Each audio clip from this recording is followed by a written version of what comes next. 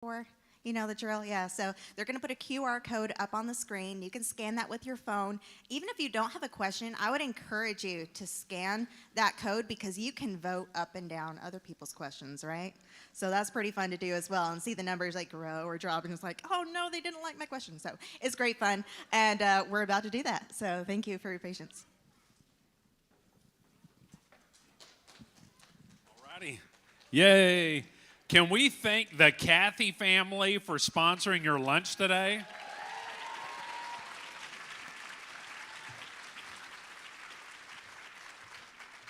So grateful for a family that not only does quality product at Chick-fil-A, but knowing them, they give significantly to kingdom causes behind the scenes, and they do so much ministry for the Lord through the prophets. So very grateful that Bubba Kathy, I was having a conversation with him. This is a dude, Bubba is one of those guys that walks with the Lord, and he's in tune to the Holy Spirit. And random times, he will call up and say, what's going on? What are you working on? Like that. And I said, we're excited about the Christian Worldview Film Festival. He goes, you need food for anything? I said, that would be great. I'm going to send a meal, So you're eating the meal from that phone call that he supplied. So why don't you guys come up, George, Aaron, Cheryl? I'm going to let them introduce themselves a little bit more. And we're going to talk about screenplays and script writing, and then we're going to discuss these 3 samples that were sent in. We read the first 10 pages of 3 different screenplays, and we're going to talk about those. And then we're going to shift, and we're going to talk about answering questions that you have. But can we just say we're all learners in this? We don't stand up here as experts and professionals.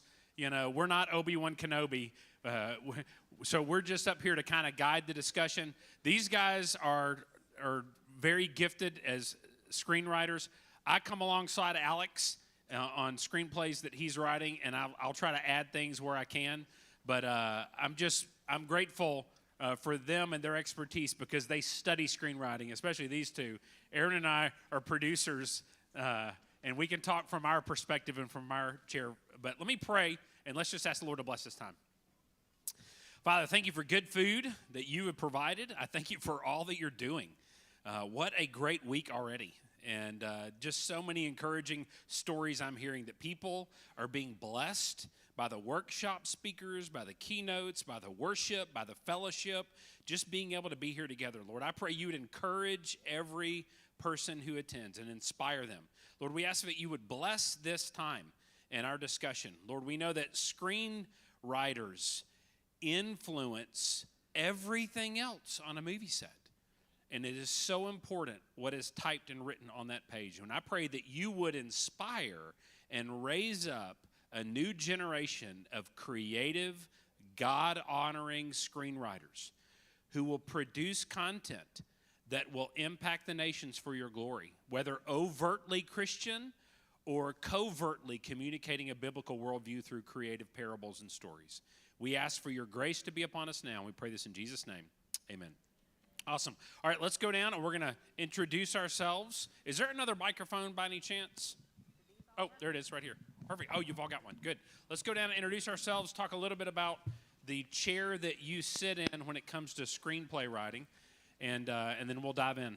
Okay? Aaron, you want to start? Sure. Oh. Tell them to read the script on the app.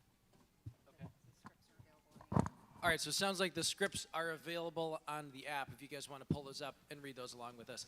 Hi, my name's Aaron. I'm mostly a producer. I've been doing producery things on movies since I was in high school a million years ago.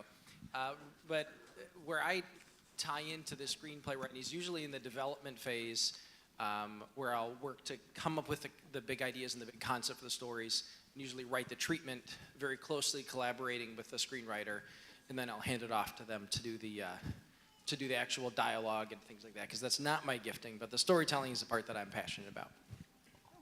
And I'm Cheryl McKay, and the majority of the stuff that I write is adaptations of books and true stories.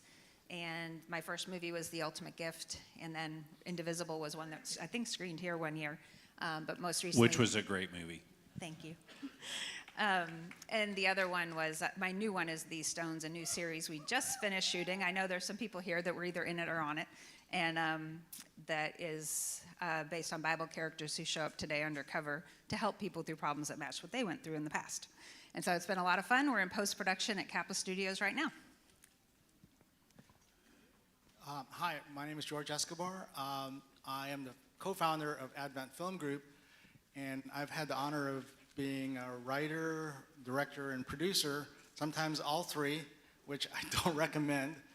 That was because that was the first film, and nobody else would want to work with me. But since then, I've had a chance to concentrate on one of those disciplines, and screenwriting is of the three that I really love and invest most time in. And I do a lot of biographical, historical writing also. Probably the most challenging one was Alone Yet Not Alone, French and Indian war movie based on a novel. Awesome. Aaron, you want to talk about some of the screenplays you've worked on, just so that kind of background on you? You talked about producing, but... Yeah, sure. So I've probably written or co-written 5 or 6 screenplays, 3 of which have been produced, or 4 of which have been produced. The last 2 I wrote. I also directed, which was really fun for the first time to direct these 2 projects. But for me, just something I always do when I get started with this is I like to write down a 1-page document, and I call it Why I'm Excited About Blank. And so I find this is so helpful because as you're getting into all the mess of the screenplay, all of a sudden you've written 120 pages and it doesn't look at all like what you hoped and imagined and dreamed it would be. And then you can start panicking and crying and, oh no, what have we done? We've lost all our characters. So for me, that's getting those core ideas. What are the themes? What are the concepts? What are the truths? What made you excited about this on day one? And take the time to set that down and really pray over that. And once you have that locked in, then you can start through the process of, doing your outlines and creating your characters, going back and forth. And that's something that, for me, as a collaborative writer, that I'm always working with another team member, that helps us hold each other accountable, that we can go back and look and say, well, hey, look, this is what we are after. Have we achieved it yet? And if the answer is no, then let's keep working and bending our way towards that original vision. So that's been a helpful thing for me to do, especially, like I say, when you're collaborating and it's not just all coming out of your own head. I think it would be good for us just to talk about the importance of screenwriting for just a minute before we jump into these, because we are passionate about that. I mentioned it a little bit in my prayer earlier. When you're a producer and you're talking to the wardrobe, department, they're going back to the screenplay to determine what's the genre, what's the year, where are the locations, who are these people, what are their nationalities, in order to do everything they're going to do with wardrobe. And so the screenplay is their Bible. Then you go to the art department, and they're discussing, are we building the Death Star? Are we building a Western? What is the art department, these sets and locations? And they're going back to the screenplay too. And then the director of photography is looking at the screenplay, and he's like, what are the color palettes that will work best with this? Is this a Hallmarky kind of movie? Because it's going to affect my colors. Is it a Western I'm shooting with a whole feel? Is it a period piece? So he's going back to the screenplay. And then all the actors and actresses, they're not saying their own lines usually unless they're given permission to improv on the set. But the director, everybody is orbiting around this screenplay during the entire production. The editors are orbiting around it. The theology that is communicated in the movie, because art is theology externalized. People don't realize our hearts are leaking out in our art. And you're either leading people to truth or away from truth with what you're communicating. And so is all of that stuff. So screenwriters are oftentimes hired and overlooked. But they're the very beginning hub a lot of times, and everything else is orbiting around it. And so as you move up in the industry, you start realizing how vitally important the person sitting in that chair is. Because where their hearts are is going to influence everybody else's, including those that are sitting in the theater looking up and watching it. So I tell people, as you're moving up, a lot of times people move towards screenwriting, towards producing, and because they know that these are in editing too, because these are the chairs of the storytellers that are going to influence the people in such a great degree. So that's my little 2-cent pitch on why it's huge. Anything about 50,000-foot view on just the importance of screenwriting, George? Aaron, I really appreciate what you said as far as making sure that you know why you're so passionate about this particular project. I use a certain similar method in what I call the inner journey and the outer journey. Sounds really complicated, but it's a lot simpler than that. So the outer journey is, okay, what does the main character want? You gotta want something, and then all these obstacles interfere with that want. However, the movie is not about the want, really. It's about the inner journey, what the character actually needs. And those are in tension and in conflict. So you gotta keep those two pieces in play during the whole film. There are a lot more, but those are two right now, two nuggets we'll talk about. And I always like to share with some of my screenwriting students that the most important thing to remember is that there is power in your pen, and you can use it for evil or you can use it for good. And that starts with what ends up on the page. And so I always at least try to ask God to be my co-writer when I start a project, just like they have talked about and demonstrated for us as well with their process. But I really appreciate when God does show up and gives me inspirations that are not my idea and I really can't take credit for. But also, just in a practical sense, if there wasn't anything on the page, there would be very little to shoot, and you'd have very little of a roadmap, and you'd probably waste a lot of people's time and money. Because if you pre-plan and I like doing a lot of the editing before we ever get to set. Like These Stones was my first chance to also produce and be the showrunner, and we didn't change things on set. We shot what we planned, and we made it through our days. We only missed one scene of 194 because I had cut each episode down to a very lean 24 pages apiece. And if we hadn't done that, we would have never made our days. And so it's good when you can actually self-edit in advance, cut your babies, basically, and say, how can I make this as lean as possible and still tell the same story? Just following on what has already been said, I was doing a blocking rehearsal with my lead actor for our last project. And he's been on hundreds of movies and TV shows and been around the block a lot of times. And we were talking about this scene, and like something wasn't feeling right and it wasn't quite working. And then he looks at me and he says, I really feel like for scenes to work, it's got to start on the page. And I'm like, okay, yeah, I think you're right, Lucas. So then we went back and we did some work on it. It's so interesting that, again, that foundation you have, if the scene isn't working later on, if it doesn't work on the page, it's never going to work later. And sometimes I can have, the tendency of, well, hey, if it's good enough, let's see what the rest of the team does with it. But unless you take that time by yourself with your writing team to make it as good as it possibly can be. Now, just if it works on the page doesn't mean it will easily translate to the screen. Right. But to take that time and put that investment in and get outside feedback and read it over and think through all those things, and as soon as you can, make those changes so as you present it to your larger team, it'll flow smoothly and set you up for success. There's a technical aspect to the form and the format of screenwriting, especially the ones that are just starting out, that you really need to pay attention to, because the format of screenwriting or screenplays have been formalized over decades now in order for everybody else to be able to do their job. And so you need to, use the proper format. And there's lots of software now that makes that very, very easy. So please make sure that you follow that so that the rest of the folks that will come alongside will be able to do what they need to do. And we started off with Microsoft Word on Flywheel, our first movie, and began to graduate to others. So we use Final Draft. What do you guys use? Is Final Draft your... I'm a budget-oriented writer, so I use Writer Duet for free. Okay. It's an online tool. Yeah. Someday I'll be able to afford Final Draft. I love Movie Magic Screenwriter Okay. by far, but I have Final Draft for when clients demand it. Yes. Okay, so, and usually those are formatted where one page is going to translate to 1 minute in theory in the finished movie. But Cheryl, you want to add to that? Well, yeah, because I was surprised my show was running 35 minutes an episode for those 24 pages. So in the end, I was really shocked how much we actually shot in the end for runtime. It's about two full-length movies for our 6 episodes. Okay, so I wanted to ask a question just because I'm curious to hear from you guys as well. what are you looking for in the first 12 pages? Because we talk about in a screenplay, if you don't, we're conditioned in America and in the world to have the exciting incident and to hook the audience by page 12 usually. Because if you're not interested after 12 minutes into a movie, you're like, why do I want to keep watching this movie? I don't care.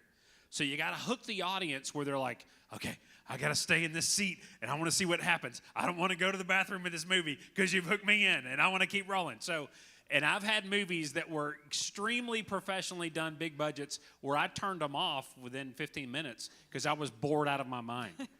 And so a lot of times when people submit scripts to producers and other people, they'll just read the first 12 pages.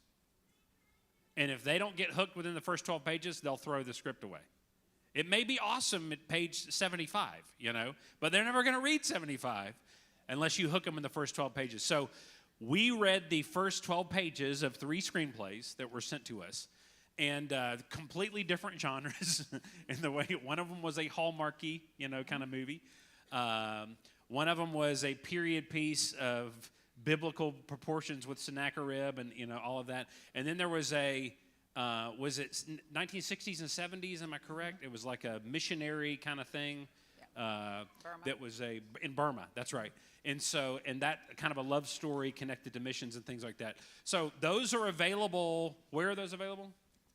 Rebecca said they're on the app and that you could follow along with the pages Okay. through the CW. So were we supposed to read all of those in front of them? Was that the plan, or just discuss what we observed? They Am I right? asked us to talk about what we liked and didn't like Okay. about them. Yeah, let's do that. Thank you. I only found that out this morning. Yeah. So we're going to jump in to these 3 different screenplays, and I want to share after you guys do. I read all 3 of them.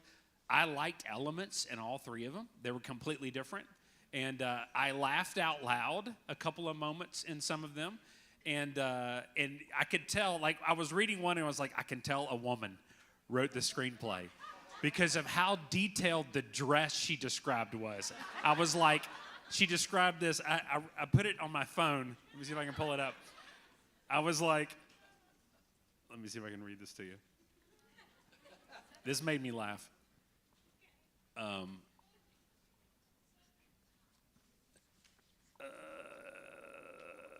Okay.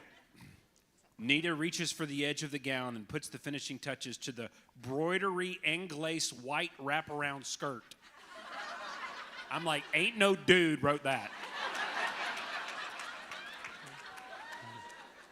A dude would write, she puts on her wedding dress, period. So, okay, so let's start with that. If we can, we'll start with that one, which is the period piece in Burma. And let's talk about what we liked, didn't like. I'm easy sell. I liked all of them. I liked all the stories, And so, but let's talk about what we liked and didn't like. George, if we can start with the Burma story. You want to describe it a little bit to them? Yeah, it's a couple that I love the opening moments because you're in peril already. It's very palpable, the journey that they're about to undertake. They're leaving the country because of their faith, and they're losing everything. They have to give up everything. And that's just gripping. But then it segues into a flashback really of how their relationship developed. And that's where I was expecting something of that opening.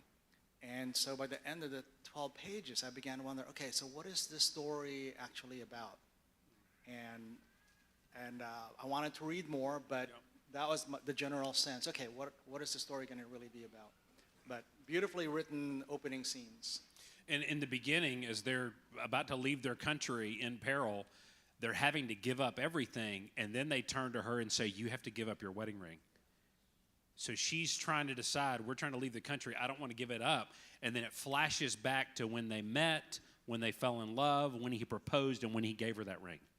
So all of that was working really good for me. You want to Yeah. take over, Cheryl. Yeah, and I really like that it did start on that good high stakes moment, and I love with love stories because I'm a girl, and I like getting to know like where these people came from. And I like you, I liked that beginning in peril. What I would have liked to have seen is more of their trip to that passport office and what kind of peril they experienced on their way there, because I was like, well, who's opposing them? Do people understand why they're even trying to get out of the country? Because technically they're going to be labeled traitors once they leave everything behind. And I would have liked to have seen more of that before diving into the love story, so we would have had a little more of a hint of that kind of peril. Yeah, it was so well set up in terms of their relationship to each other and the sacrifice they're about to make, that it sort of took me out of that movie moment. So whoever is, hopefully the writer is here, I would encourage you to really keep working on that part of it, because you've got a great opening. I loved it. One other aspect of that, though, is that when it was the writing had a style to it that then shifted to a different style altogether. I felt that way, and so and that's appropriate, especially when when the whole scene is going to be dramatically different. But I felt like it was two different writers almost. And the way that the dialogue worked on that opening scene with the government official, again, actually it was so polished, and I just wanted that to continue. Yeah, I would echo that.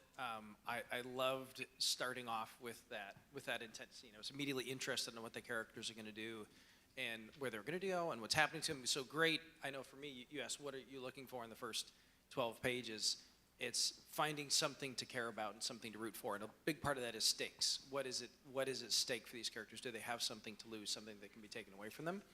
And we established that they can lose, their identity and their family and everything. So that was really strong. There was some voiceover in there mixed with flashbacks and things back and forth, which I've tried to do that in different projects. I find that can be very challenging, to make voiceover and flashbacks and make some of those different pieces work. And I just had one small note.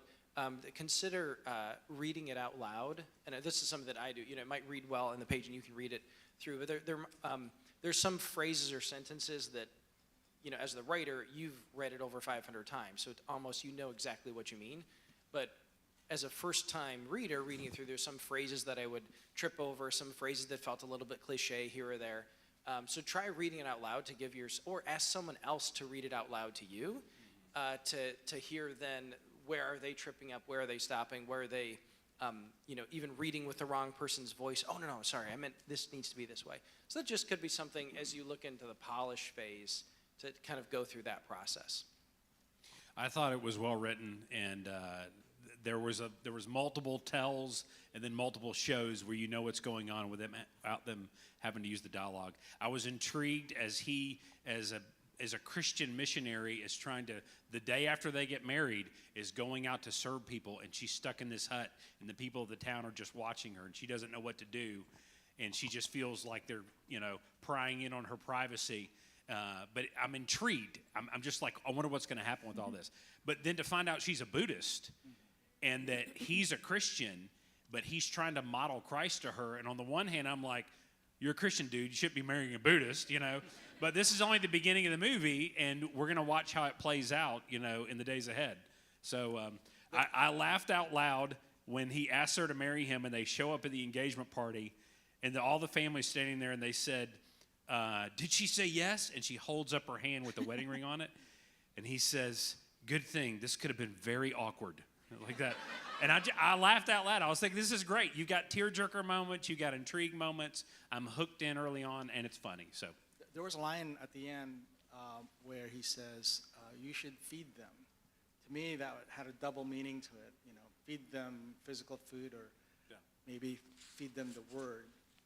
Which will happen probably later on in the story. So again, there was Christian grace. It was well written. No profanity, no sex scenes, no gratuitous junk in it. But I'm hooked in. They're in a perilous situation, And you don't have to have those things for the audience to feel the peril or feel the emotion. So, And I would just add to that, like, I like the style that this writer used in a lot of their descriptions because there was addition of attitude. And that's hard to pull off when one of the biggest rules on a screenplay page is you can only write what you see and hear. You cannot write internal thoughts. And there was a couple of times where the writer did, but it was in a way that had enough attitude to it that it kept the reader interested. Like in one case, it wasn't funny at all. And then there was one that was kind of cute. But when he was talking about, or like it's an internal thought of the father or husband who knows that there is no other choice for them. And even though that's an internal thought, I think the actor can play that very well. But I also loved in a funny way when they said it's love at first sight and they both know it. You know that's a moment that both of these actors can play. But there was other times, like toward the end of the 12 pages, where some of it got too internal that there was no way for us to know that information. Like she wakes up and she's mad that he already went to the medical clinic without telling her. And I'm like, well, how do we know that? Because we don't know where he went necessarily, or that's what she's thinking. So it's just watching the lines between that world of balance between what you can see and hear, but also keeping us entertained with how you write your description. Because we have written just our movies, I helped a little bit on Beyond the Mask with Aaron, and we did some like arrows and some other stuff. But for the most part, the movies that we've worked on have been the ones that we've written. And there's things that are strengths and weaknesses about mine and Alex's writing, and you guys could probably give us some great feedback on how to improve. But one thing I noticed is when we would submit our scripts, a lot of times we would use humor that the reader wouldn't get, and the actors wouldn't even understand until Alex, who is also the director and the editor, would explain to them, here's what I want you to do, here's what I'm thinking, here's what I'm feeling. And then many times we'd had people come back and they say, when I read it on the page, it wasn't funny, I wasn't moved emotionally, this didn't make any sense to me, it wasn't going to work. And then when I saw it in the finished movie, I was laughing really hard. It did work. And so the benefit, though, of him being able to write and direct and edit to make sure, well, you may be the writer and you may not be able to direct and edit. They may not get your humor, they may not get the emotion. So you got to communicate as clearly as you can in this screenplay that it comes turnkey as best as you can embedded in it, because your humor may be hilarious, but if they don't get it, they pull it off and it's cheesy. So, George? One thing I've learned in watching the Kendrick Brothers movies, they're humorous because it's coming out of character. It's not a line per se, but rather you get so attached to the character and their behavior and the way they move that when they do that moment, it's funny. It's just, it's so enjoyable to watch. It's humor coming out of character. If you're going to write something down, that's where it's got to come from, not necessarily the situation. You can create that, but again, unless you're invested in the character in that situation, it's not going to be as funny. One of the things that we do, we laugh a lot when we're together. And Alex and I, when we're writing and stuff, and we're acting out scenes, sometimes we're laughing really, really hard.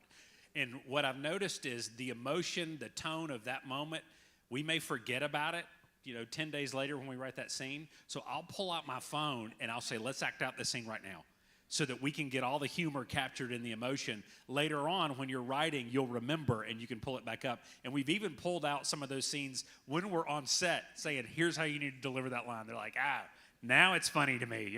It wasn't funny when I read it the first time. So anything that works for you, we have the benefit of having phones with us as well. Okay, can we shift gears and go to the next script? It's the one about Sennacherib. And George, we can start with you. Sure. Again, another moment of peril, and also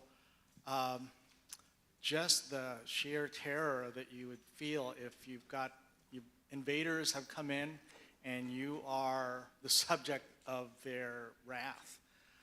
Describe the story a little bit for them. This is a biblical period piece. Yeah, I think Assyrians, right, have invaded this land. There are so many names that I've forgotten the terms. Maybe you can share that, Cheryl. But there's this family that is going to be tested, and they're going to be put into the situation, whether or not they will bend their knee to the invaders.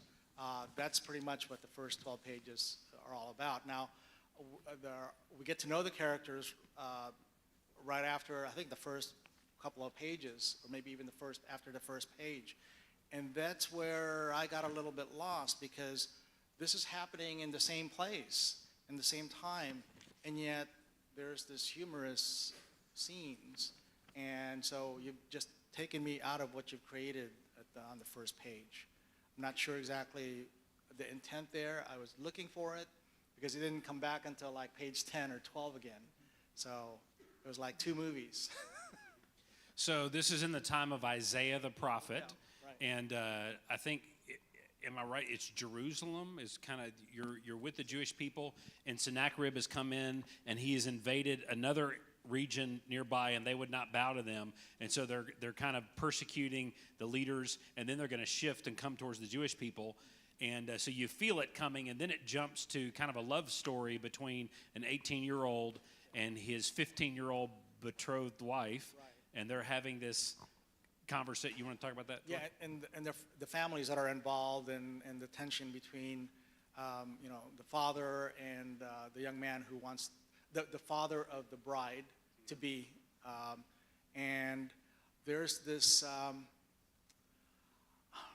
this opportunity actually for respect and love, even between those families, that it was like on the cusp of being there for me anyway, and it didn't pay off.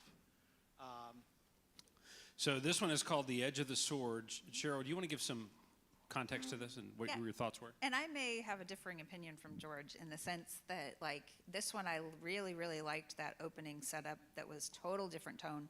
But then I actually really liked the part when they went into the part with the kids, because for some reason, like, when I read things that are based on the Bible, which you even mentioned in your class yesterday, get good source material, and it was cool to see that it was an accessible past story from the Bible where I understood the dialogue and I could see these relationships, and I loved the banter between the betrothed as well as the sister, and it was just really fun to watch those relationships, and you could just kind of see it's going to snowball into trouble, which it does by page, was it 10 or 12 when it revisited what this bad stuff is coming.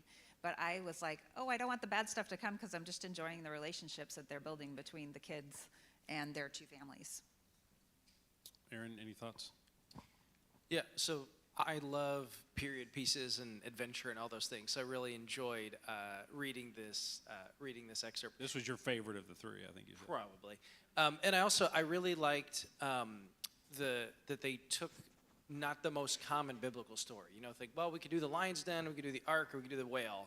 So which one are we going to do? So no, they took a more obscure, story, but, Isaiah is such a powerful, prophet of the Lord, to get to have him, woven throughout, and, the story of Hezekiah is beautiful. So I just love that they picked this slice, and you get to bump into those heroes, but then you're also just hanging out with a couple of nobodies in this small town. So I thought the setting and the setup of it was great. I would encourage the writer to take a look at figuring out what historical voice you want to use. So it did feel, the humor and the interactions did feel very modern. So there's a moment at the end where the young man goes to confront his future father-in-law.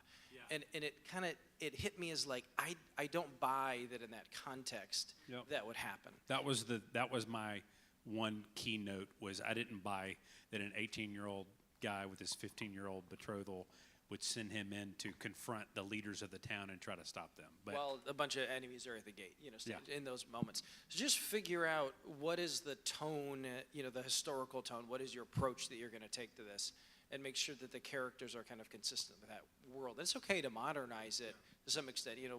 Nobody wants to watch a bunch of people speaking in, 5th century BC Hebrew.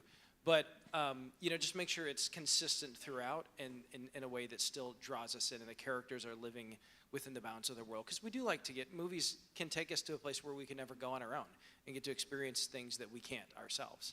So just take a look at that. And I would say, don't throw out your idea. I think you just need to sell the audience that I would add more tension to this young man Because basically the leaders of the town are meeting with the bad guys who are going to come and invade to them. And she, a 15-year-old girl, is saying, hey, go run and stop my father from saying no to these leaders because we don't want to all die, basically. And so he runs in there to go confront her, and I was like, no, I'm not buying this, that he's going to do this. So what you got to do, though, is add tension and speak to that issue. He needs to look at her and saying, who am I? I can't go in there and confront them. And they need to have where he's struggling and resisting and whatever. And she's looking at him with tears in her eyes saying, I want to spend the rest of my life with you, and we're about to lose everything. Will you do this for me? Or something like that. It could turn to this emotional power moment. And he looks at her and he looks at them and he's struggling. And then he's like, I cannot believe I'm going to do this. And then he runs in. Now I buy it. Does that make sense? Otherwise, I mean, Alex and I sometimes we're watching movies and we're sitting there and we're like, no.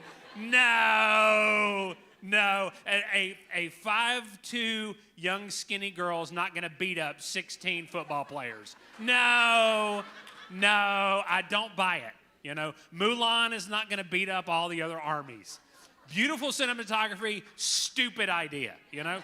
So you got to sell the audience. You got to sell the audience on why. And when we were doing Overcomer, the whole key aha moment at the end of the film is when Hannah is running this final race that she feels completely inadequate for, and she's wearing this earbud where her father in the hospital bed says, Hannah, I'm going to coach you through this race. I get choked up even saying that. I'm going to coach you through this race. But we had to sell the audience on her being able to even wear an earbud. Because people would be like, no, you can't wear an earbud in the race. So we had to go through this whole thing of trying to, justifying why this is even realistic to do that, to sell it. Because we knew otherwise the audience would be sitting there and they're going to be like, no, this doesn't work. It just doesn't work. So that would be my one point. I like your direction. I like that at the very beginning you hooked me in with the battle and the fighting and the impending doom that's coming to their city. And then it jumps to the love story and they're playfully betrothed and they like each other. And then the sibling is in there. And then you help me to get to know the family, and I like the family. So it's very relational. So I liked all that. And so I would just say sell us on anything that could be unrealistic. George? And that's what I meant, not as eloquently as Stephen has just spoken about the love and the proper love and respect of that moment when he had to make that decision. But one other thing, there's a lot of names to remember, so I kept going back and forth. I must have read this about 5 times just to keep track of folks. And I made a chart. Yeah, when you're trying to get your idea across, if you have too many situations, too many characters, all compacted in 12 pages, you're going to lose that person and they're not going to read the rest. I had to read and understand it as much as I could, but most people won't have that. So be very careful as far as the number of characters you have to get your story point across. And just on a quick clarity thing, where I would get a little lost is on the visuals and where we were. Like, it felt like there weren't new slug lines every time we changed the location, especially at the family property, like whether we were indoors, outdoors. And so it seemed like a lot of those were jumbled together, especially around pages 4 to 6. And also when you're doing action lines, there were some paragraphs that were really long. That helps if you break those up some too. Like I think one was like 7 lines longer, and that's usually longer than we like to see, just so it also equals a minute a page, like when Stephen was talking about formatting, as well as it really helps us to not have such dense pieces to follow. I mean, yeah, each action line really tells you to shift gear. This is another shot, another scene. So if you break it down that way, it's much easier to read. I just want to hit pause for just a second on screenwriting. And Aaron, as a producer, oftentimes we go in with, here's my lofty vision, and then when we get into a limited schedule and a limited budget, and we're trying to figure out how can we squeeze this full movie. So what are some of the things that producers appeal to screenwriters to do to help lower those costs so that we can even make this manageable? Because every time you jump to a new location, that's a company move. That's very expensive. And if sometimes it's like, hey, they could have this same conversation not on a cliff, or not on the Eiffel Tower. they could have the same conversation in the same room they had earlier, You know, it's just a different time of day, you know. Well, that you just saved us a company move and all the lighting department and everything else. So it's the balance between your vision of wanting it to look amazing and be creative and feel like a bigger movie, but also you have to look at the parameters of what's realistic. So So many times I'm handed a script and you read the first page, you're like, I like this. You get to the second page, you're like, oh, this is really good. Then you get the third page and like, this is a $40 million movie. This is not happening. So if you can, and I am very much guilty. All the people who've worked on my projects are glaring daggers at me right now because I'm like, guys, no, trust me, it's totally going to work. We'll just build everything and make it happen and fix it in CG and stuff. It's like, yeah, do yourself a favor and give your script a chance to get made by finding opportunities. Locations, a number of characters are two of the biggest ones. So there's a project that I was helping some people work on. And David Cook just did a schedule for them. And there's like 55 characters. I'm like, guys, just finding 55, cast members and getting them dressed is going to be an absolute disaster.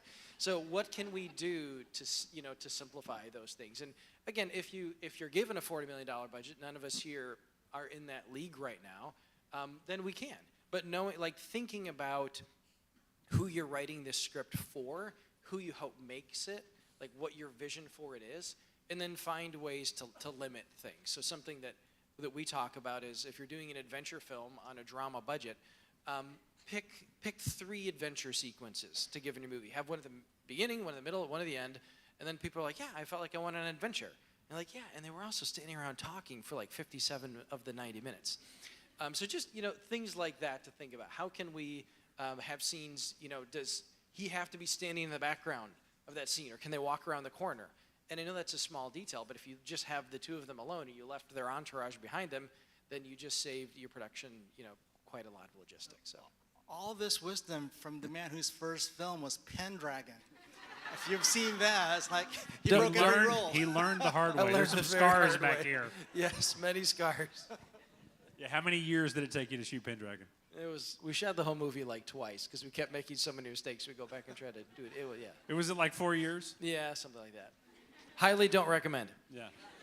Yeah, they started, some of the people hadn't even gone through puberty yet, and when they finished shooting, they were like in beards, So, Yes. you get to play your own dad. Yeah. So real quick, back to the script. So actually, a point that I wanted to make, and I really enjoyed about this screenplay, is the presence of noble characters. And this is something that I just made this connection a few months ago. So I grew up watching Lord of the Rings, the main 3 trilogy, loved them. They're the best movies of all time. And Warner Brothers just announced they're making new ones. It's like, no, you're going to ruin my childhood and everything else. What I realized I loved about Lord of the Rings is the noble characters in them. That you have Gandalf and Elrond and Galadriel, and there's like a dozen truly noble characters that are wise and good and noble. I watched most of the Amazon show, and I was not really enjoying that much. I'm like, what's the difference? It's still a beautiful world. It's a really neat place. I love being in Middle Earth, but I just didn't really care. And I think for me, I boiled it down to it was the lack of noble characters. And a lot of times, and I'm guilty of this as well, we want to make people who are broken and just like us. They make mistakes and they're kind of unsure about what to do and back and forth and these things. But make sure your script has truly noble characters in it that give a sense of weight and balance and rightness and justice to your project. And that's something that I've been thinking about, and I want to work more on my future projects to make sure you include that. Yes, have the complex characters who are struggling with right and wrong and struggling with what to do, and they've got their arcs and their journeys.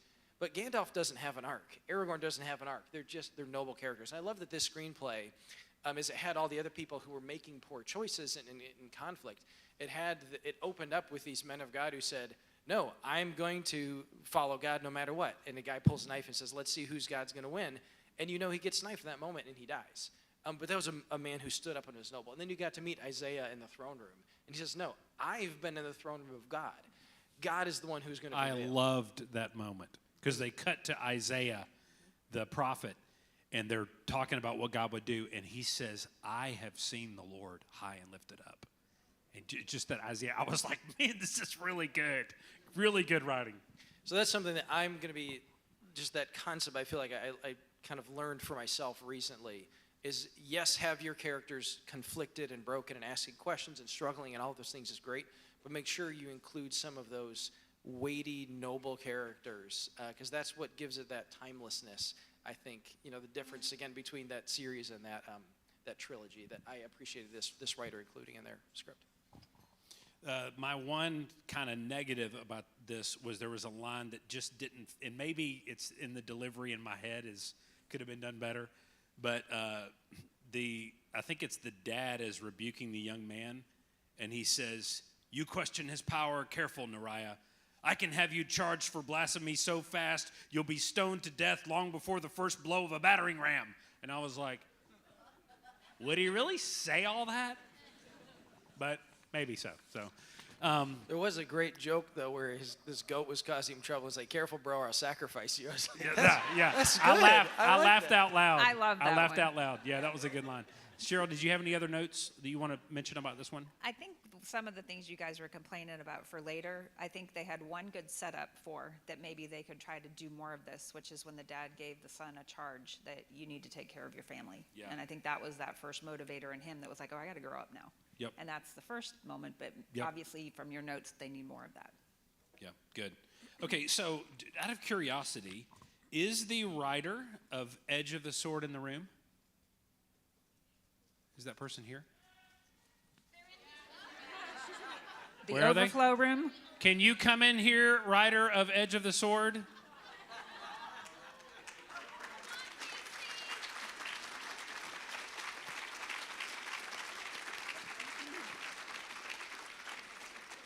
And the family Von Trapp. Are you the writer? Ah. Woo. So I thought a dude wrote this. Good job. Casey, you wrote this? Yes. Way to go. Good job. You want to say something? Yeah. I said, you want to say something? She said, nope. She's already said it in these 12 pages you can all download and read, okay? Way to go. Good job. Keep rolling. Woo!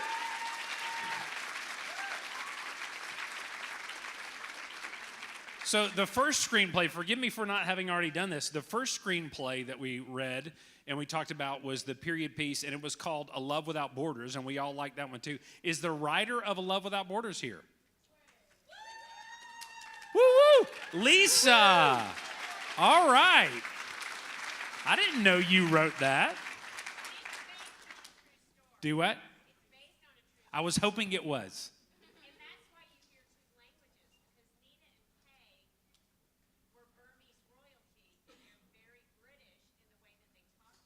Okay. Nice. Good job. Way to go, Lisa. We liked it. Okay, here's the third one, and that is Heavenly Peace. This felt like a Hallmark movie to me. Do you Where want are to the set men it up, writers? George? Do we have any men writers? Yeah, did a dude write Heavenly Peace? It felt very Hallmarky to me. So in this one, it's a Christmas story. You've got a mom picking up her 4-year-old kid, Ethan, from school, and he starts talking about Santa Claus, and you can tell she's trying to say, well, let me tell you about Santa, and then she hesitates to reveal to him there ain't no Santa, and they end up going to like a coffee shop because he says it's payday, and then it jumps over to this single guy who shows up to pull tickets off of trees to buy gifts for kids. So. In industry terms, it's the meet greet moment during that pretty much that 12 pages. And you got to, it was very easy to read, easy to follow. I agree. Very appealing characters. I really like the kid, his curiosity. There are moments when he speaks like an adult, but that's part of the humor, so I really enjoy that too. Because I remember when my 3 sons were speaking like that, and we're looking at them. Where did you learn that? From you, Dad. There's some really nice visual touches throughout with the wedding band moment, and then the gifts, and just trying to find coins. it plays beautifully as a modern Christmas romantic comedy. Yep. You know exactly what you're getting at the beginning of the movie, Yep. and then at the end, okay, you're anticipating. Oh, there's this sense Santa Claus is real. Yeah, that's yeah, and And the sense- and what did he say at the end? Like, we're one of God, or God is helping Santa Claus, or right. something like that.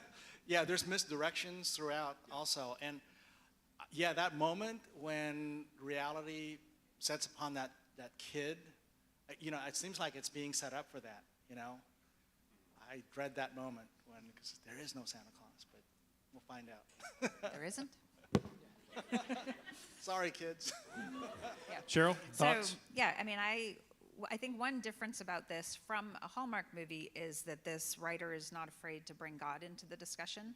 And in Hallmark, they try often to stay away from that. But it reminded me a little more of GAC Family Style that they have introduced with Candace Cameron Bure, where she was bringing in with the Christmas present this year. I mean, they have Bible verses all over that movie. So with both sides of this love story being able to talk about God, prayer, that kind of a thing, I feel like it's going to be squarely in their camp.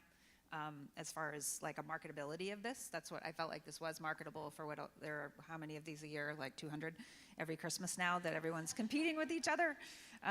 So I definitely really liked that. My only questionable moment was that wedding ring moment where he pulls away from her, but then I didn't quite understand the invitation to still get them coffee, and I was afraid that might read like, is he trying to hit on somebody he knows who might be married? You get the idea from watching her interact with her son and having financial issues that she's very likely not, and she's just still wearing a ring. But I would just question the propriety of that moment if he's trying to be respectful when he notices she has a wedding ring. I don't know that would be the next moment is, oh, I want to buy these people I coffee. would just move that revelation to after he's already agreed to buy the coffee. And then while he's standing there getting coffee, looks down, he sees it, and he's kind of, huh. So when you're watching those, Hallmarky movies, you know the best-looking guy in the movie is going to fall for the best-looking girl in the movie, because you don't want her friends to be better looking than your lead, And so obviously she's the single mom at the beginning, and so she interacts with a guy on the elevator, and I'm like, okay, is this the best looking guy, Tommy's dad, And then he's talking about his wife, and I'm like, no, that's not him. And so then when this eligible, young, hardworking, Christmassy bachelor guy shows up named Jake. Do what? Jake. Named Jake. Yeah, all the good looking guys are named Jake. And he's in there, and he looks down and sees her wedding ring. I'm like, oh, we got to kill off her husband now. If this is going to go actually well, an assassin unless he's movie. already dead, So it made me wonder what's going to happen to him. Well, it was also just set up that his friends are pushing him to find a date for a wedding. So you knew that he's single in that moment. That's right. Yeah, I love that line. Well, I would have removed a few lines before it when he goes, yeah, my mother, in terms of who am I going to bring for my date. Right. And one of the things that I like having that friend who is both encouraging and at the same time nurturing. I thought that was a really good character to have. He wasn't just the guy who's going to make all the jokes, but rather really inviting them into their life. I would say of the 3 screenplays, this was through scripts. It's like, so many names, so many sets, so many things. And it just, again, you're creating $20 million worth of images in your head as you're trying to read some of these scripts. It's very intense work to do that. So as a writer, as you're thinking about the audience for your script, making it as easy as you can on a person who's reading it, want them to keep going. So this one, you just flip the pages, you breeze through, all of a sudden you're done. And that was a big compliment to this writers. It's very easy to read, you know exactly what's happening, and they did a great job with laying it out, format a nice space on the page, and just keeping the story flowing. When you get married and you're young and you have no money and fresh out of college and you're trying to pick out a house, you're looking at your budget and what you have, and sometimes it's like, we just need to rent something small right now because that's all we can afford. Or build a 5th century hill fort in your backyard. Or that. So, but I remember our first house was small, 3 bedrooms, lower income, whatever. Usually by the time you hit in your 40s, you've got some debts paid off, some credit card stuff. You're hopefully making more money, making smarter decisions, and then you can afford to transition up to something, you'll see that happen. As filmmakers, you want to get established and for people to like what you're doing. Our Flywheel was $20,000. That whole movie budget for us, that's all we could afford to begin with. And we were getting that under our belt, and people like Lisa Arnold were stepping in and volunteering and helping us, and so many other people that were going. So when you're starting to write, just be mindful that the $180 million movie that you're wanting to make may not need to be your first. If you can write those things and set off to the side, God can do anything. We don't want to limit the Lord. But be open to sometimes starting with something that's more reachable and manageable and then working your way up. In a movie like this, it seems like it could be pretty low budget, and you could pull it off and get established. And Cheryl, you've had multiple screenplays get transitioned to movies. Any thoughts about that? Yeah, I mean, I just think that this is one that would be very easy to make in comparison to the other two would be a much higher budget, and it's when something is easy to read, it's obviously going to get read much quicker because the pile is very high in the reading rooms of producers and the script readers that read below them if they happen to have a staff. So. And distributors are looking for things that they can sell as easily as possible. So genre writing in this case, the Christmas romantic comedy. The thing is, there's hundreds of them that have been made, and so you have to find that unique twist or new venue. I was just thinking about that right here in this setting. I don't think there's ever been a Christmas romantic comedy that took place at a film festival, a Christian film festival. Is there? Oh, is that at a film festival? Oh, you mean it's playing here, or it was? Are you talking about the story I'm set talking at about one? the story setting. Yeah. The story setting would take place. There's been love stories from this conference, haven't there? Yes, there have. So I don't know who wrote Heavenly Peace. Is that author here? It's Leslie McDaniel. Is Leslie McDaniel here? All right. Well, let's hear it for Leslie McDaniel, wherever she is. Woo-hoo.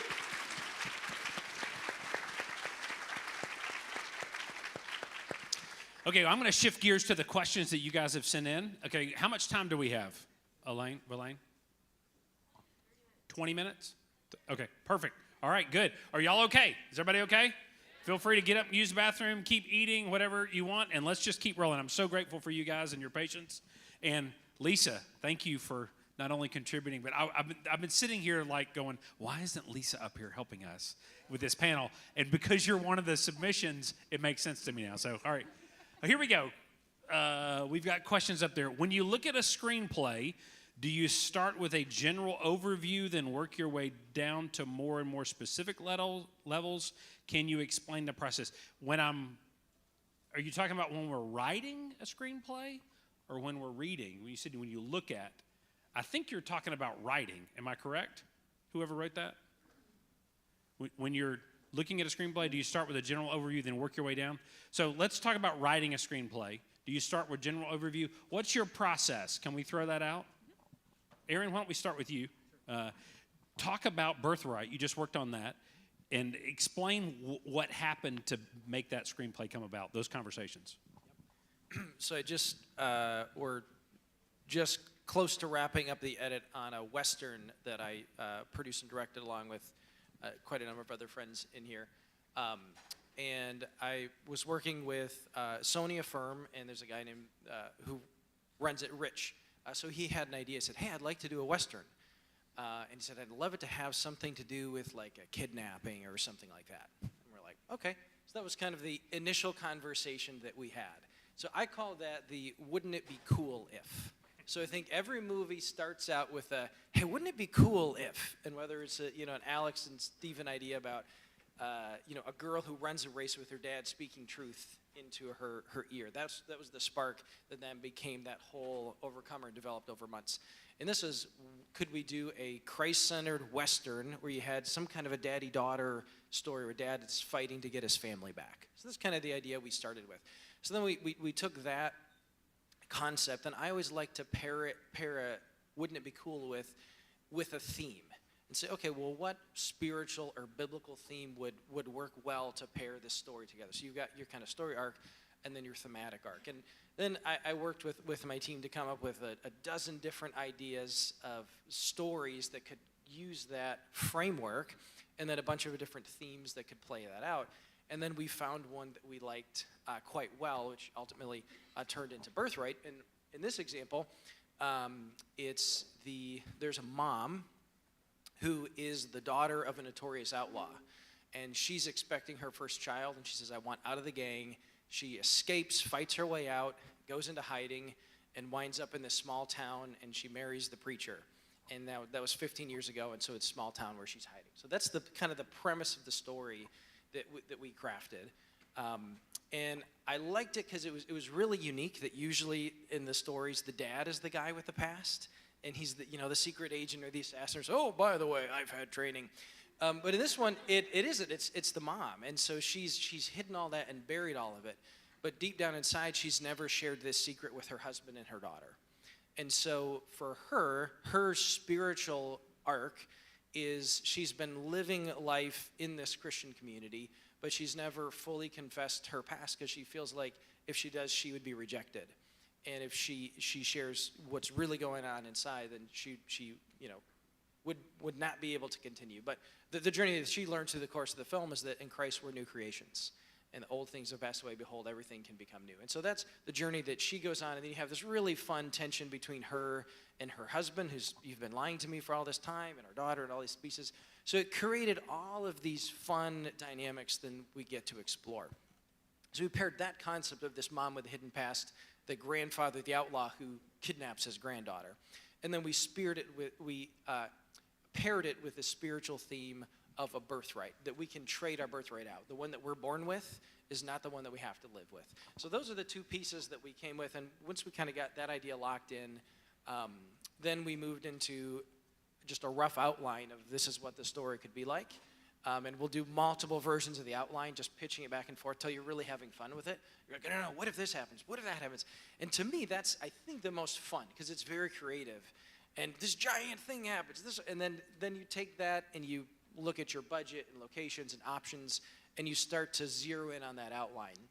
And then from there, I'll do a 1-3-12 page treatment. So you kind of start with your log line, and then we'll try to do a three sentence paragraph summary, and then you explode it into an outline of all your main scenes. Then you move it back into like a 3-page summary that you could read through like a book, and then kind of in that 9 to 15 page summary. And once you're reading that summary and everybody's really liking it, then we say, okay, the treatment's approved, let's go to the script. And that's the point where I hand it to my writer, and then he writes the draft, and then we collaborate at kind of a draft level.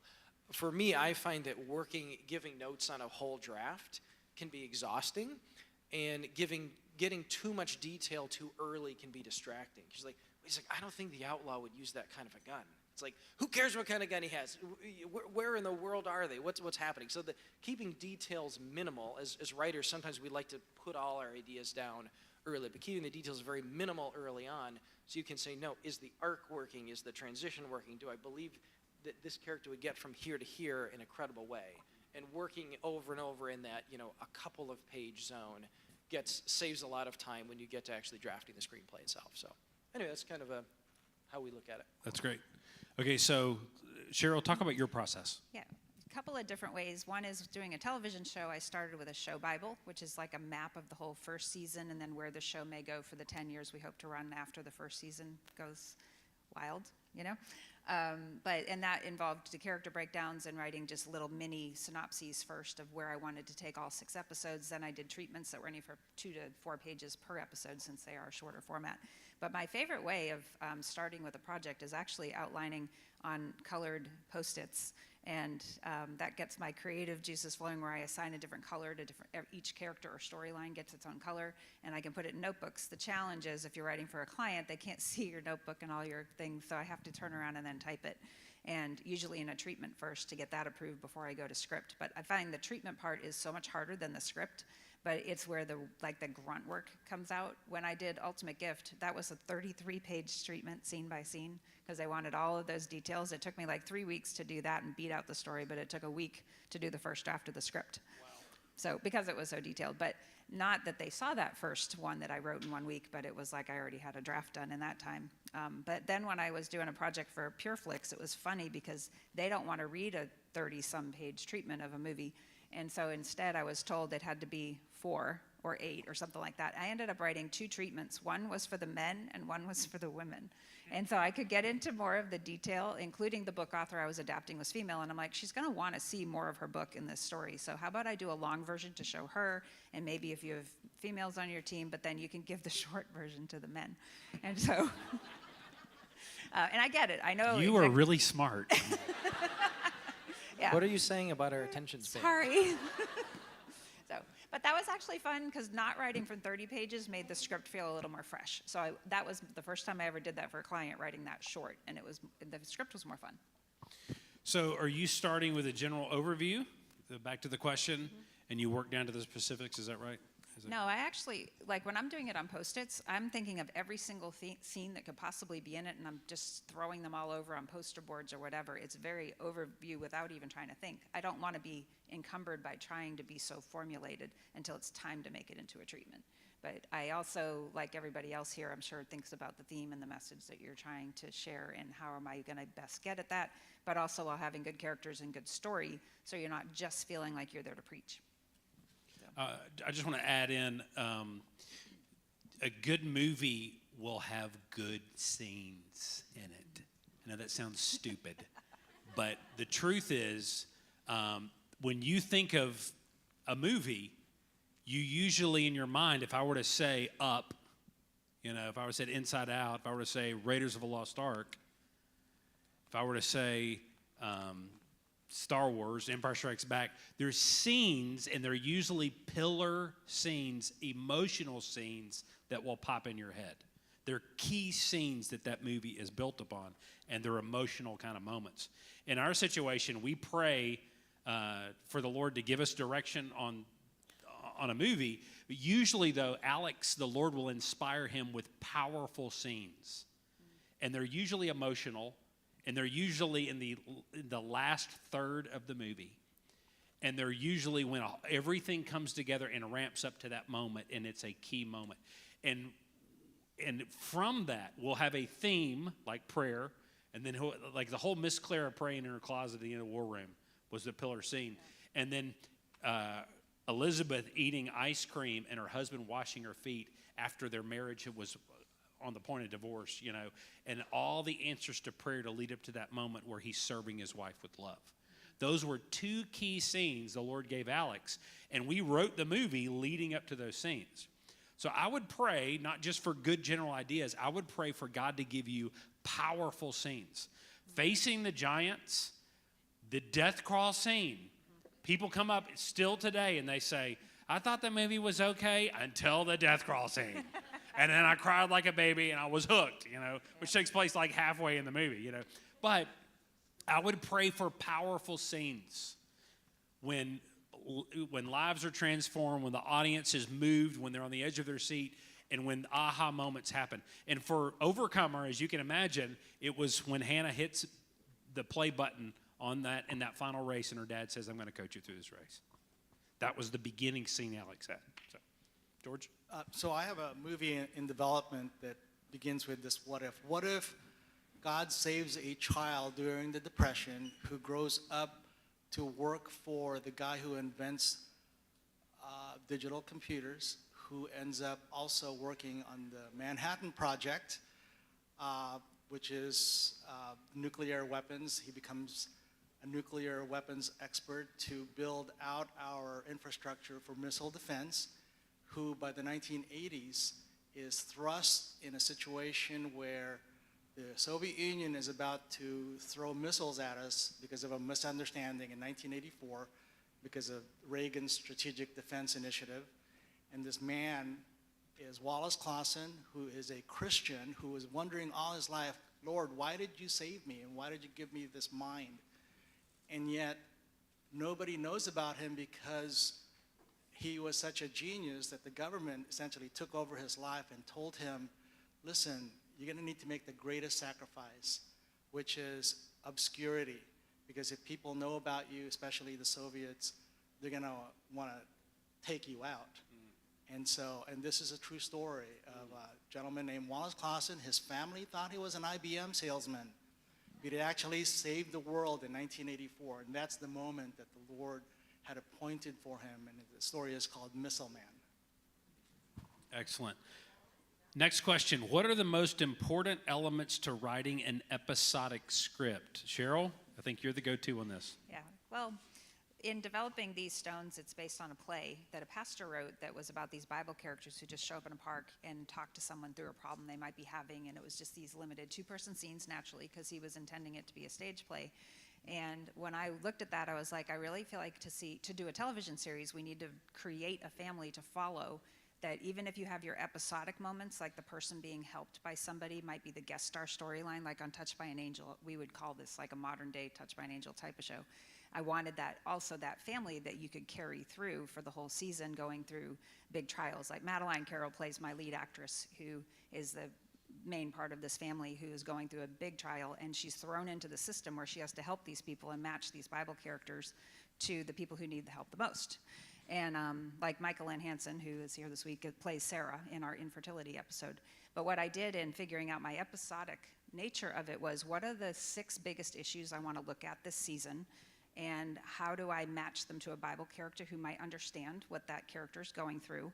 And then also at the same time, you can't just do episodic on the family, and I needed them to have a character arc that went through all 6 episodes. So there's a lot of mystery to what happened to this family and how did the mother die. And then you find out in the finale a lot more of those questions that we planted in the beginning, while at the same time picking episodics that are totally different. We constantly are changing actors, and we did that so we could have 6 different Bible characters to introduce you to. Like at Cameron Arnett and Karen Abercrombie are both in it, playing 2 Bible characters for us. And it's neat to see them embody those people, but they have to pretend like they belong today. Like Cameron plays a hospice worker, helping a guy who's got to reunite with his dad before his dad dies. And so it's like finding that different thing to, what are those 6 issues that would all be different from each other to make each episode different, but then at the same time finding a way to have a story that goes through the whole thing. Good. Thank you for that. Okay, I'm gonna keep rolling in respect of time. How do you handle content that could be controversial or potentially compromising when it is relevant or even integral to the story? I would say prayer and creativity. Sometimes people think, well, the only way I can do this is to show offensive, stumbling block content. No, why don't you pray and be creative? Because oftentimes you can deal with really tough issues and do it in a creative way. The Jesus Revolution, if you have not seen it, you need to watch that movie. It is one of the best Christian movies ever made. It's the Irwin's best movie. It's in theaters right now. Lonnie Frisbee, who the movie is partially about, in real life struggled with homosexuality. They did not dive into that in the movie, but they wanted to honor the real story because it was about revival. He was married, but he had abusive childhood. When he was walking with the Lord, he was powerfully used by God. When he got out of fellowship with other believers after this whole story takes place and got alone, separated and disconnected, and his marriage fell apart, he defaulted back for a season back into sin. And then he ended up finishing well. Well, they don't get into that in the story. But if you watch the movie, there's a line at the kitchen table where he says, way back in Haight-Ashbury, we were trying everything. We did everything and everyone. And then he moved on to the next line. That creative line, for people who know the story, realize he just communicated. I was sexually involved with a lot of people, and I did every drug too. But they were very creative that it would not be a stumbling block to children or anybody else who watches that movie.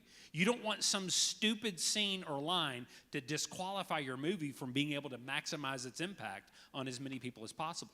Because the impact is bigger than you being so cool to get your edgy line in there. You got to think about people, not about yourself.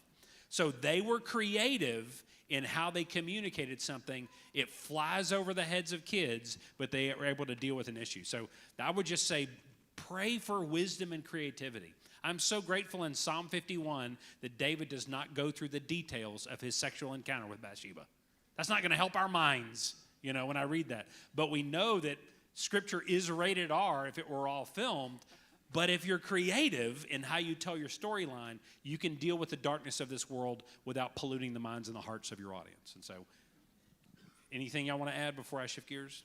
Just a very short thing that I go by is I never want to make an actor have to sin to play a role. Amen. Amen. Okay, how do you handle the spiritual arc of the script or story? How do you handle the spiritual arc of the script or story? Well, in this Missile Man script, there's moments where God's hand is so strong that it's unavoidable, like when Wallace Clausen is 10 years old and massive car accident, and he's in a coma, and he comes out of it. Everybody thinks it's a miracle, and so we portray it that way. You know, where the mother says, well, God saved you for a reason. And just that simple phrase, obviously said by a much better actor, would carry for the rest of his life. And so finding those truths that God is in our life, he preserves us or promotes us from certain situations. If you could just be very straightforward and say that within the context of what's happening in that scene, and then stick to that theme and build on it, and then it'll pay off at the end. People will say, oh, wow, now I understand why. I think in every movie that, you reference Pixar movies, whatever your favorite movies are, where there's characters who have these beautiful dramatic arcs, every arc is a spiritual arc, and to some extent, and something that we talk about is movies that don't have God in them are artificial movies, because God is in the world, and it's a real thing that he is there. So as you're writing your arcs and you're thinking of the characters, I just think, what is the spiritual journey that this person is going on? And everybody here is on a spiritual journey of one kind or another, and your characters are all arcing. And so every time you have an arc, you have an opportunity for them to be interacting with their relationship with their creator and how that influences the way they think about everything. I would pray for, again, if we're trying to deal with spiritual things, the spiritual arc that you've got on your storyline, to me, the ultimate goal is that the people sitting in the seats have a spiritual arc, and that they encounter a revelation of the Holy Spirit while they're emotionally caught up in your story. So we pray for that. We've watched movies that had scripture throughout and were professionally done, but ultimately, when all was said and done, they weren't powerful movies. You were like, that's good, but when you walked out, did that movie change your life? Did it impact you in a great way? And they're like, no, it was just, entertainment. And so for me, the Lord can speak through a donkey. He can do whatever he wants to do. I would just ask the Lord for wisdom and creativity in how you communicate. Sometimes it's in the dialogue. Sometimes it's in the actions of the people as to what they do. The Good Samaritan story, you could have a guy who says nothing. He just gets off his horse, pulls the guy up, and we're just watching what he does to show compassion in that situation. So, but ultimately, for the revelation, however it takes place, that you want your movie to be a tool of the Holy Spirit. And so our prayer is, God, would you let there be nothing in this that would cause you to take your hand of blessing off of this? That would you put your hand of favor and blessing on this? We want to seek the heart of God as we're making this project and pray that lives will be changed when they watch it. That yes, it'll be entertaining, but ultimately that the meal won't just be delicious, it will be nutritious too to them spiritually. And that's ultimately a work that the Holy Spirit's going to have to do in their lives. Philip, we're running out of time. Let's give him a round of applause. Thank you so much. And real quick, before we wrap this up, we forgot to front load just a little bit of an explanation, which I'd like to do. This is something new that we've done for the first time in 10 years at this festival, is to do something with screenwriting. And we've had many people ask us over the 10 years, why don't you do something? Script, screenplays, do something. And honestly, I'm here to tell you it's very difficult to manage. But because we know that there was a need and a longing to do that, we actually attempted something that George Escobar was a part of, Aaron was a part of that, Daniel Schwabauer and some others. It's something we called the Story Summit, and it was a smaller group up in Colorado in 2019. And so we had a small group of creatives, and we had them submit the first 12 pages. And then we did this in a room. Of course, we read them because we had some time and it was a little more intimate of a setting. So this is somewhat of an experiment, and we had a lot of people that when we first put this out, it wasn't exactly a contest. It was like, we want you to submit these, and we want to have a team. Thank you for the team who went through nearly 80 submissions to boil it down to 3. And we had a lot of people going like, why 12? Why 12? Well, they explained that. You know, there's no way we could go through more than 12. And if you don't have these things established in the first 12, then that's really what we want to do. So what I want to just let you know, we're going to keep working towards this, and we wanted this to be helpful for everybody, because this is where it all starts. And so we're very passionate about this. We are going to be also honoring these 3 screenplays as well in our awards ceremony. So we thank you for those that submitted. But anyway, I just wanted to let you know, thank you for bearing with us as we put this contest together in like the last month, and you guys responded, and we'll do it again. So, and thank you, team, for helping us out to go through these. That's it. Thank you guys so much. Yeah, give them a round of applause as they're walking off the stage. Woohoo! Thanks, man. Yeah. Okay, so I have strict announcements. So before you move, please, please, please pay attention. The great folks at Sherwood have been incredible. They always are taking care of all of our needs. And to help them best get us ready for our breakout sessions, everybody leave your trash on the tables. I know our instinct is to grab them while we're hobnobbing and throw them in the trash, but it helps us if they stay there. So really try to make that a priority for us, because it helps keep everything efficient. If you are in the room for the next breakout session, go ahead and leave the room so we can get it reset, and then you can come back in and grab a seat. Let me think. Oh, there are workshops happening, so check out your ticket or go on the app. The app has everything you need to know, and we'll see you guys in the next breakouts.